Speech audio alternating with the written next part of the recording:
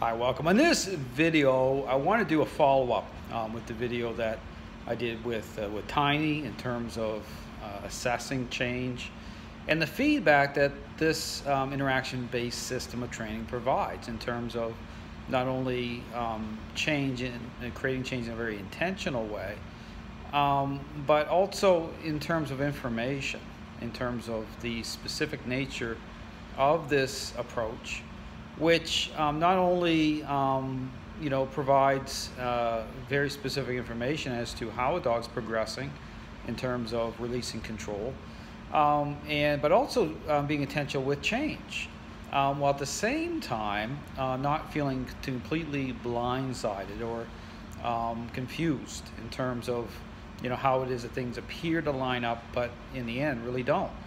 And so it's when you're investing in the system of training, what it is understanding, in terms of the intent of what you're doing.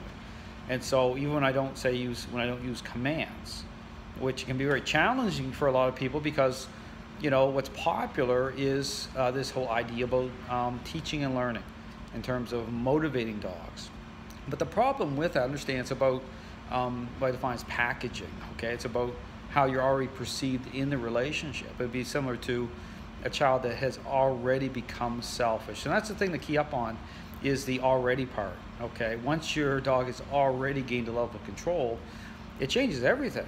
Okay, so therefore when you decide that you're going to motivate, a response, the problem with that is understanding, that just because a dog responds, it doesn't mean that that the dog's actually perceiving you differently.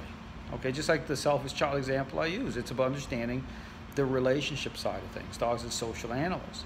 So when you begin to understand the intent, this is where you have to really start to apply critical thinking. If you use the commands, understand that you're already perceived a certain way. And so when the dog is responding for a command, ask yourself the question, how is that changing the perception of the dog? What's your goals? What's the intent here?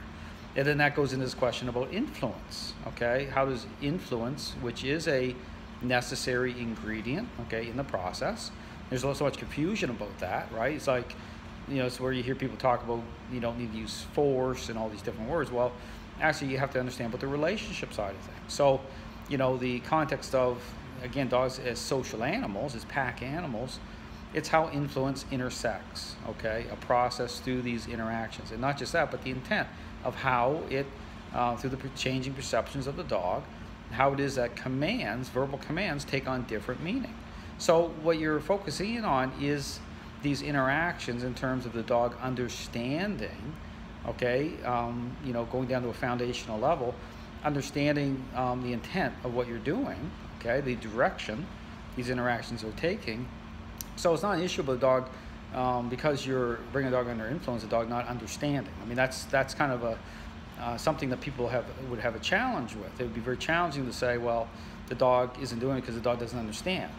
Well, no, actually you have to think about that and say, well, actually, no, the dog does understand. And this is why I would really encourage people to, think about it. I mean, you have to really apply critical thinking, but understand that if a dog's in control and the dog is doing a down, going into a down position, right? The dog will do it. But think about the issue about control. Now, when you change it up, not for an expectation of something in return, but you start to, put a dog under influence and start to push. When I say push on a dog's shoulder blades to bring a dog into a down position, it's how you're doing it, It's about the dog understanding the intent of what you want. But then think about the context when conflict happens, right? The dog's saying, hold on here a second, I ain't doing that, because it's about who's in control, You'll see this stuff line up, but you have to, and see, that's the problem, is that you have to understand what's going on here. It's just the same thing with agreeableness. Think about my selfish child example. I mean, you could have a child be agreeable to do certain things, but, the agreeableness itself has to be put into proper context.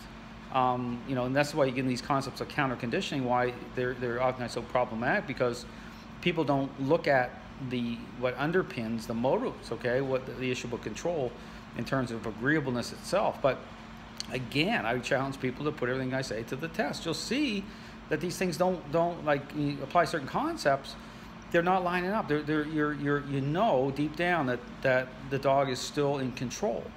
Okay, I mean, that's the problem, is that people want to believe. Okay, but you have to get a three-dimensional view as to where, you know, what's happening in the relationship. So again, the whole point here is to say that this system of training, a lot of thought went into it. To assume certain things because it's different would be to assume wrong. This system of training answers the questions. Okay, it can be very challenging, but here's the thing I would challenge people on is look at what's popular and look at the problems. And people are almost terrified to challenge it because, you know, it's so popular that it's almost like it's become the norm, and it's not normal. Okay, that's the thing, it doesn't line up for a reason. So, you know, just because, and here's my challenge, because something's different doesn't mean that it's wrong. In fact, you know, this system of training answers the questions. It's going to line things up. It's very intentional. So there's no need to feel blindsided because that's not going to happen through this system. Change is going to happen, and you know, you're going to get information.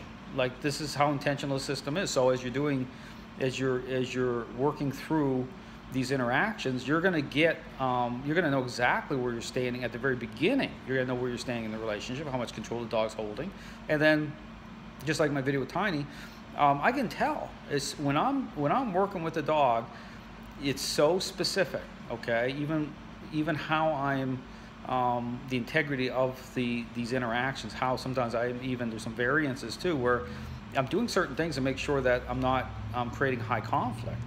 So there's ways to go about this that makes it safe for people. Your change is going to happen. You're not going to be deceived. It's not an open door for dogs to hold control. And so there's so many dynamics going on in a good way that really give people the, you know, the comfort or the, you know, the assurance that change is going to happen. So again, I encourage people to really check out what I'm showing. It's very clear. Just because something seems deeper or more complicated, understand it is what it is. Okay, it's not to make things complicated. It's just like, think about my parenting example to understand, okay, that truly, you know, look at the superficial way that so many are going about building a picture, and then always think about the context, and add control. Once you begin to understand control, okay, once you begin to understand, and you'll see it through, you know, certain interactions that even, you know, many will engage in that's popular, just how you walk your dog on the leash. There's certain things that will draw your attention that, okay, there's something in terms of control, because it is a power play, okay? But again, it's not about, and here's the thing, it's not about being a bully. Like, people go the other way and think that you have to do all these crazy things with dogs and it's abusive and all these things. So, I'd encourage people, don't buy into that, okay? I mean, there are, don't get me wrong, can be over-the-top people who just don't understand, and they get frustrated, and they'll do things that are going to, you know, not be good. This system training isn't about that, okay? It's just like, it's about adopting the right parenting style. It's about what's reasonable, what the dog is going to come into agreement with, because it's all a technique. It's all about the method. You know, the method is the language that the dog understands. So, and it lines everything up. And so, you know, when you're not doing certain things, like not your typical type of using commands, but think about the intent. Think about the perceptions of the dog. When you start to do certain things, understand that things have to, you have to take a certain path in order for, you know, things to line up a certain way. So again, I encourage people to check out this system of training. It's very, very unique. It's one of a kind, but it's very, very effective. It's special. It's a complete system. It answers all the questions. It reconciles everything, devices, the role of influence, and it gives you information right from the very beginning. And you're going to see change happen every step of the way. So thanks for watching.